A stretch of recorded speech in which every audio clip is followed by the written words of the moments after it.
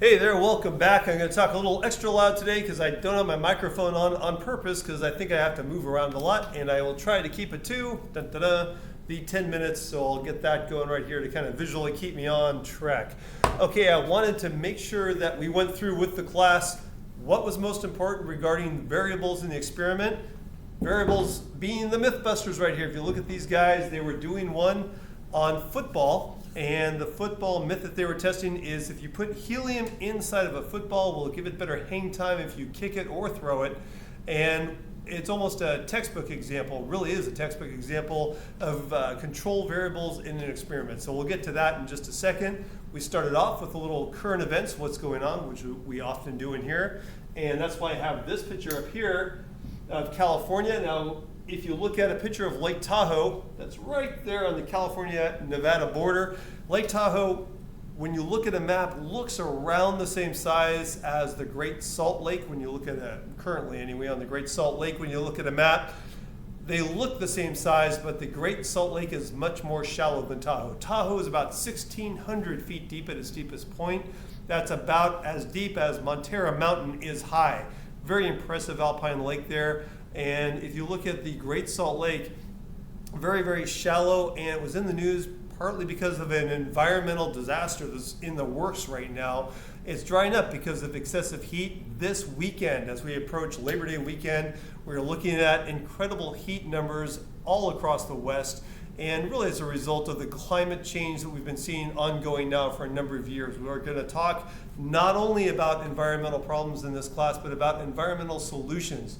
Because when they were talking about the Great Salt Lake, one of the ways that they're trying to conserve water is by watering crops out there with pipes that go directly to the roots. So instead, if we've been down to Half Moon Bay, or we've seen some of the crops down the coast where they just spray water all over, artificial rain essentially, it's much more efficient. You save about half the amount of water if you have a piping system that can bring water directly to the roots.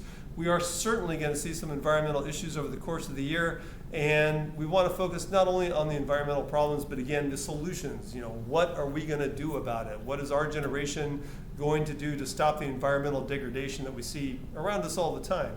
I'm going to turn this off for just a second. In just a second, also wanted to mention what was going on with Salt Lake was very similar to right here in California. If you look at the Eastern Sierra Nevada, we're going to be doing a huge unit on water in here, where we get our water. I had a great professor in college, Dr. Sine, and he used to always rail against, he did it in sort of a funny way, but he would talk about the worst places possible to put a city in this state would be where we have our state capital, Sacramento. It would flood naturally every year. The Native Americans knew this. And down here, Los Angeles. Los Angeles gets a lot of their water by basically taking some that would be spring melt that would go into the Eastern Sierra. If you look at places like Lake Crowley, Mono Lake, those places used to be very lush in the springtime. Now you go out there, they have a lot of alkali dust being blown around. That's what it looks like in Salt Lake now, as it's getting drier and drier out there. And fortunately, there's been a huge effort to save Mono Lake. If you're familiar with Mono Lake, it's out there on the Eastern Sierra, on the other side, if you will, of Yosemite from us. And we're going to be learning about why it's so critical as an environmental habitat to save those lakes in the Eastern Sierra. Okay, turning that off, we moved to a brain pop. And on the brain pop that we saw today, which I'll bring on over here, the notes on that, we're not going too deeply into physics. That's more of an 8th grade high school thing, but they do incorporate engineering into 7th grade now, which is important. And so the engineering process involves knowing a little bit about Newton's laws, Newton's 3 laws of motion. And to do that, we certainly have to talk about force and motion and how force works. Essentially, what I'm trying to get across in here is that we show force in physics by using arrows. I used to love this when it finally started clicking with me in high school, and especially college physics, because at first, the math was kind of throwing me. I didn't have the algebra background at first, but once I could see that forces could be explained simply by arrows, and the magnitude and the direction of the force is really just the size and direction of the arrow, started to kind of click. It was much more visual. I used to like that quite a bit. So when we looked at the example that they gave in class, the skydiver example, I use that not just because it's a good way to get into the The symbols that we use, F subscript F for friction, force, drag, or force subscript G for gravity. Not just that, but a little bit later when we do a mini unit on our atmosphere, we learn about the layers of the atmosphere. We'll see skydiving there. We look at Felix Baumgartner and a guy who jumped out of the high atmosphere, and we learn to interpret the graphs of their speed as they fell. So we talk about the atmosphere in this class quite a bit. It wraps together with so many things, like the James Webb Space Telescope is looking at the atmospheres of exoplanets right now in the hopes of finding things like oxygen as a little hint for life. Okay, so that was the first part of class. I know I'm throwing a lot at you there, but we moved on from there to do our species of the week. Now, really, we kind of do more than one species per week usually. We started last week with Brewer's blackbirds, a favorite around here, and then if you check out another favorite around here, the red-tailed hawk. You've got the scientific name right here, and the red-tailed hawk, personal favorite for a lot of reasons. I had a wonderful pair of professors at Diablo Valley College that used to get very deep into the birds and their importance in an ecosystem. Around here, they hunt rodents. If you look at our field out here at IBL, we certainly have a number of gophers, moles, but more importantly, rats, mice, things like that. The rodents that particularly spread and carry disease. One of the important things that we also learn about in the environment is the effect of something like putting poison in the environment. If people see rats and mice, sometimes they might put poison out thinking, well, let's get rid of the rats and mice that way.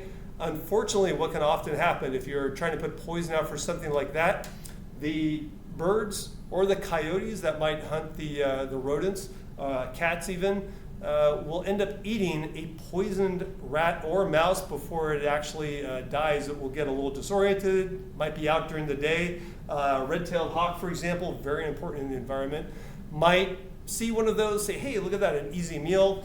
As soon as the red-tailed hawk eats that animal, now the red-tailed hawk has been poisoned as well, which is a terrible thing. And if you look at the red-tailed hawk's importance in our environment, you'll want to make sure that they're protected continually, because keeping down the rodent population is extremely important in terms of protecting not only human health, but the health of the environment as a whole. There's a balance to be had. In my particular neighborhood over at the Linamar area, Pacifica, lots of gopher holes out there. And again, nothing against gophers personally, but when they start to get a little bit too overpopulated in an area, you got to make sure you're not poisoning them. Instead, you want to take care of the gopher and the mole population. Build some owl boxes. Once those are attracted to an area, once you get some owls and birds of prey living in an area, even coyotes coming on in, they will help control what we consider rodents and pests. So it's a very, very important thing that we're going to learn about environmentally. And here it goes back to that John Muir quote about how if you tug at one thing, it turns out to be hitched to everything else in the universe. That is especially true of our environment here. And then finally, getting back to the Mythbusters picture that we saw much earlier when I was going back on the earlier slide before I clicked it off, what they're basically doing is they're wanting to see if you have a helium-filled football. This goes back from an old myth that from the Oakland Raiders, a guy by the name of Ray Guy who was punting a football. It had such good hang time that they were actually accusing him of having helium in the football. And they wanted to check it to make sure that helium, assuming that helium being lighter than air for a given volume, would hang the football or make it stay in the air longer. So what they ended up doing is checking the football. By the way, it didn't have helium in it. But here's the point. When you're looking at the independent variable that the Mythbusters test, they're checking the gas in the ball. That's the independent variable. They use two. They use regular atmosphere, if you will, which we're going to learn is about 80% nitrogen, the rest being oxygen, carbon dioxide, and some other gases, and helium, pure helium being the other one. The dependent variable is the distance or the height, the distance and the height that the football travels, whether it's punted or it's thrown. And some of the controls, this was the important part. If you didn't hear the controls in class, here you go. And I got about 20 seconds left on my 10-minute timer, so here we go quickly. Some of the controls were, they took out the human element in the kicker. They had a guy by the name of Soderberg up at San Francisco City College doing it. They took him out completely. They used an artificial launcher, so that hopefully would control the human element. We gave examples in class of things like shooting free throws. Even the best free throw shooter can't do it the same every single time. We had the control of making sure that each of the footballs was regulation PSI, pounds per square inch, which is 13 pounds, by the way. They take out the variable of the football itself, making sure they all come from the exact same manufacturer. In other words, they are standard regulation footballs. They try and knock down the variability between those every time.